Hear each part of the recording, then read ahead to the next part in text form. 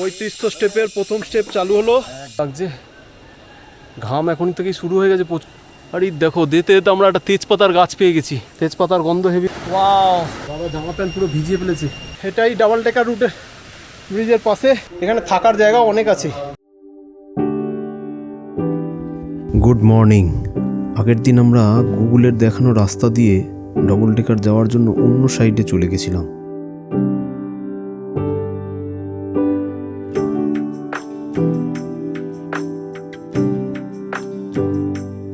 আমরা এখন চলেছি ডাবল টেকার রুট ব্রিজে।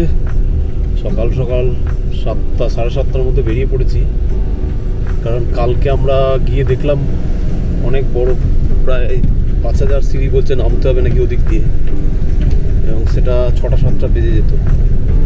সেই জন্য ওখানে নাইট স্টে করে সকালবেলা আজকে এই দিক থেকে, মানে তারান্না বলে একটা জায়গা আছে, এই দিক থেকে খুব সুবিধা।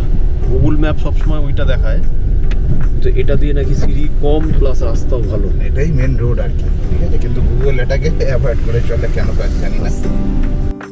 আজ তারনা ভিলেজের সাইড দিয়ে যাব, এবং এটাই ডবল টেকার যাওয়ার মেন রাস্তা।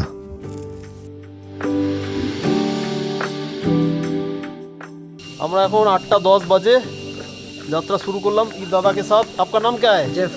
जेफ, ये আমাদের গাইডকে সঙ্গে নিয়ে চালু করলাম যাত্রা। আজকে 3500 স্টেপের প্রথম স্টেপ চালু হলো। 1 2 তুমি इंग्लिश हिंदी लेकिन Hindi okay okay, no problem, हम इंग्लिश यस यस।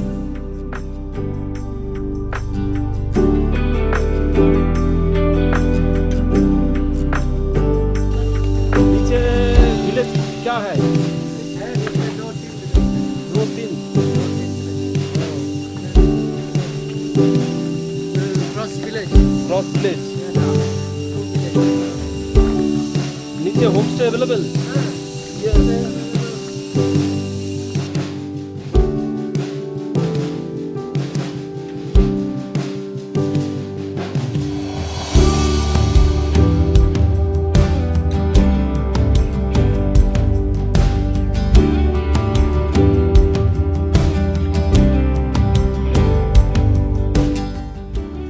আজ আমাদের দুজনের জীবনের এক কঠিন চ্যালেঞ্জের দিন। কমফোর্ট জোন ছেড়ে নিজেদের শরীর আর মনকে পরীক্ষার মুখে দাঁড় করানো এক অদ্ভুত জিনিস। এখানে স্টেপগুলো একটু ছোট ছোট হয়ে এসছে, হ্যাঁ, মানে পাটা পুরো একটু কাত করে ফেললে, তবে এই সাইড দিয়ে আসলে একটু জায়গা বেশি পাওয়া যাবে। This is village. yeah there we have to go ও,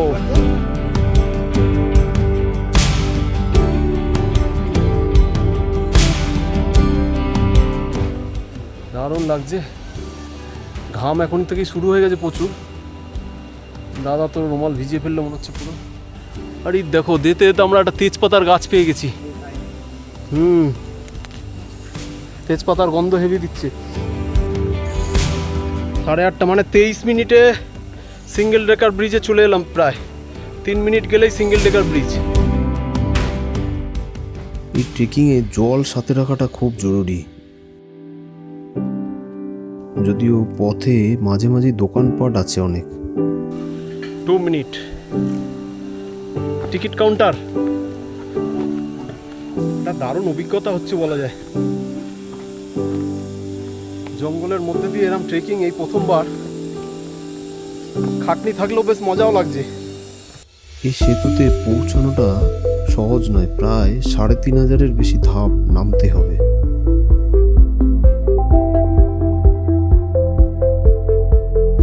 এটা নামার সময় তো নেমে যাচ্ছি, ওঠার সময় যথেষ্ট টাপ আছে। সব জায়গায় উঠতে কষ্ট হয়, নামতে সুবিধা, কিন্তু এখানে নামাটা সোজা, ওঠাটা কষ্ট। দেখা যাক ওঠার সময় কত টাইম লাগে। সেই জুরাসিক পার্কের মতন লাগছে না? সেই জুরাসিক পার্ক বইতে যেরকম দেখেছিলাম, অনেকটা ওই টাইপের লাগছে রাস্তাটা। দারুণ দারুণ জায়গা।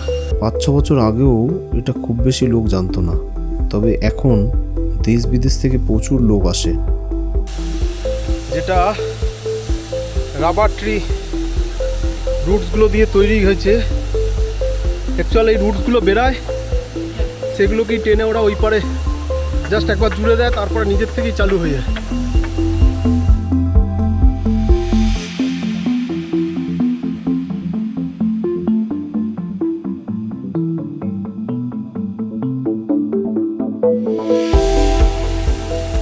এই সেই সিঙ্গেল রুট ব্রিজ।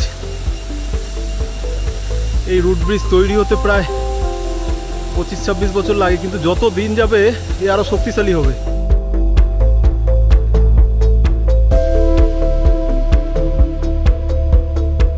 একটা বেশ ভালো অ্যাডভেঞ্চার ফিল হবে, দারুণ জায়গাটা।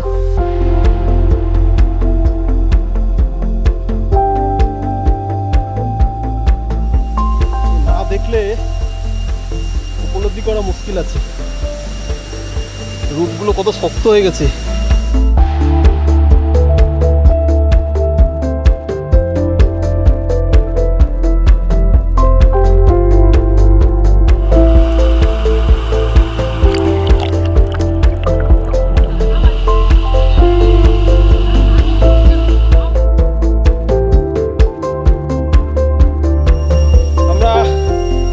সিঙ্গেল রুট ব্রিজ হয়ে গেছে, এবার ডবল ব্রিজের দিকে যাচ্ছি।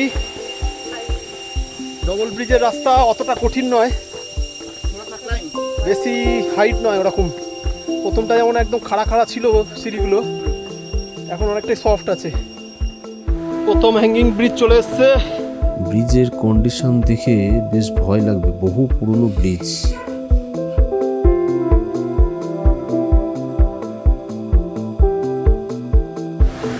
ওয়াও,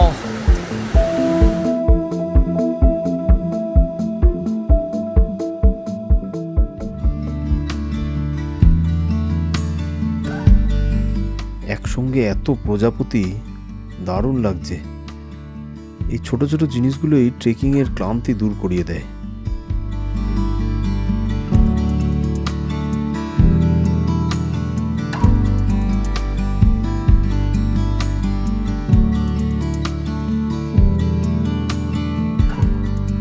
দুপাশে শুধু জঙ্গল, এত সবুজ যে চোখ ভরে যায়।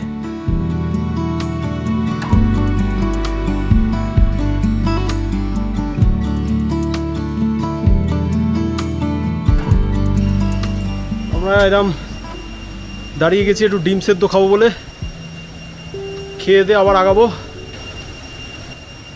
এই সামনে second hanging bridge, Sunday close থাকে এখানে। বাবা জামা প্যান্ট পুরো ভিজিয়ে ফেলেছে, আবার কাপড় নিগড়ে ফেললো। ট্রেকটা কঠিন কিন্তু বেশ ভালো।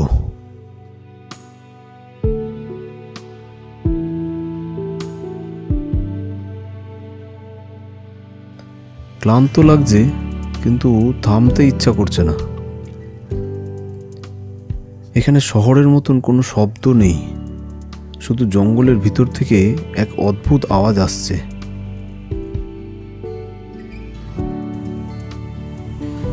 এখানে হোমস্টের সুবিধা আছে, কেউ যদি থাকতে চান বেশ ভালোই লাগবে। আবার একটা ছোট্ট রুট ব্রিজ পাওয়া গেছে। এখানকার লোকাল লোক যাতায়াতের জন্য সবসময় এই রুট ব্রিজটাকে ইউজ করে।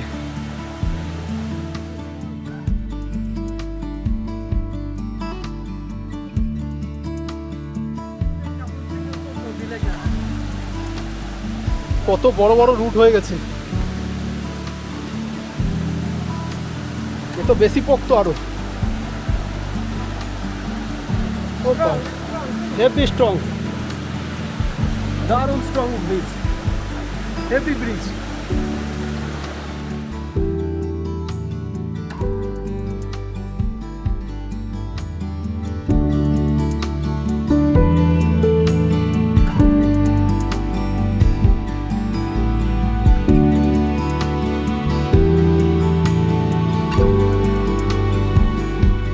এখানকার মানুষের জীবন খুবই কঠিন, কারণ ওনাদের যাতায়াত ব্যবস্থা বলতে এই সিঁড়ি দিয়েই যাতায়াত করতে হয় না। প্রয়োজনীয় যা দরকার সব কিছুই আনা নেওয়া এভাবেই করতে হয়। ডবল ডেকার ব্রিজের একদম পাশে চলে এসেছি। এখানে থাকার জায়গা অনেক আছে, কেউ যদি এত দূর উঠে এসে মনে করে যেতে পারছি না, ভালো লাগছে না, এখানে থেকে যেতে পারে, আবার পরের দিন সকালবেলা আস্তে আস্তে আস্তে আস্তে যেতে পারে। হ্যালো টফি, ইয়া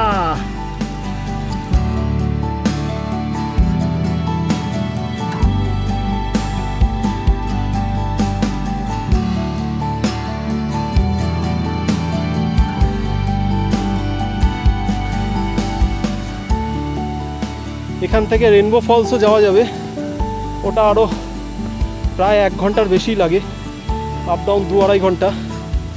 রেনবো ফলস আমরা যাবো না ঠিক করেছি, শুধু ডবল ডেকার ব্রিজ করেই বেরিয়ে যাব। এখানে আবার টিকিট আছে, টিকিট কত করে? 50? আচ্ছা, ক্যামেরা চার্জ আছে, ক্যামেরার চার্জ 100 টাকা, ড্রোন ভিডিও 200 টাকা।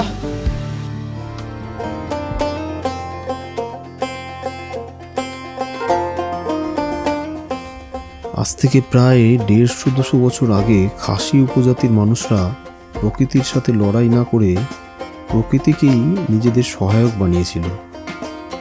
রাবার গাছের শিকড়কে ধীরে ধীরে নদীর ওপারে চালিয়ে দেওয়া হতো বাঁশ আর কাঠের সাহায্যে।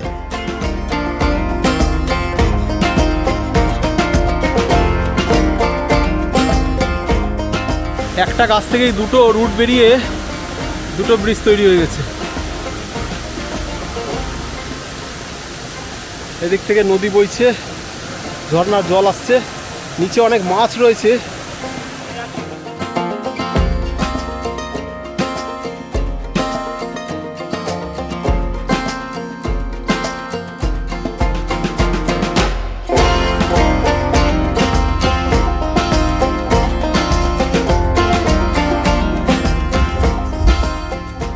তবে এটা কোনো সাধারণ সেতু না, এটা লিভিং ব্রিজ, বেঁচে আছে, শ্বাসও নিচ্ছে। বছর যত যায় সেতু ততই মজবুত হয়। বৃষ্টি, ঝড়, বন্যা কিছুই একে ভাঙতে পারে না। তবে প্রকৃতি এখানে স্থপতি আর মানুষ শুধুই সাহায্যকারী।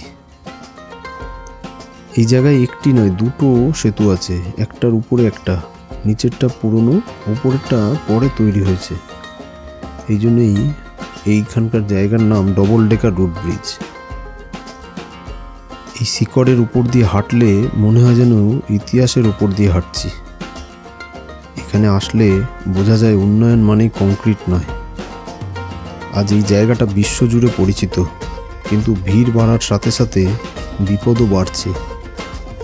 এই সেতু তখনই বাঁচবে যখন আমরা এটাকে সম্মান করব।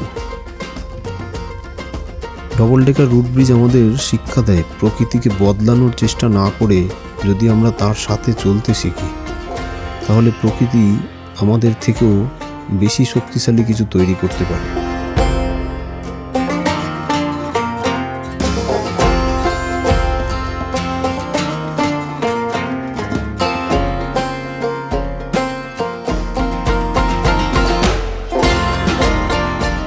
জলে নেমে চান করার লোভ সামলাতে পারলাম না, যদিও সঙ্গে এক্সট্রা কোনো পোশাক আনিনি।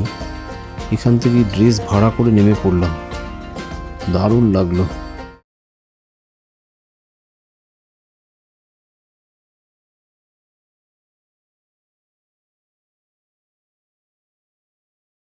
এখন বাজে 10:56, আমাদের সব কিছু কমপ্লিট, ছবি তোলা, চান করা, খুব মস্তি করলাম। আমার তো মোবাইলে তাই দেখাচ্ছে 10:56, 10:57।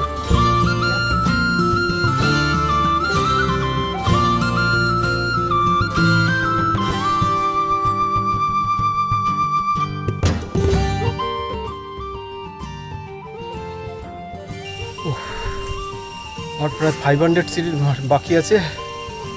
এখন বাজে হচ্ছে 12:03। বেরিয়েছিলাম 11টা বাজতে 4 মিনিট 5 মিনিট আগে, 10:56 মনে হয়।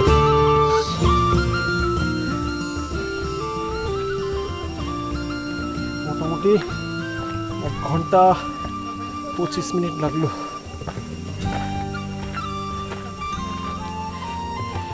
বুবুন আসছে আস্তে আস্তে, ও আসুক, আস্তে আস্তে আসুক।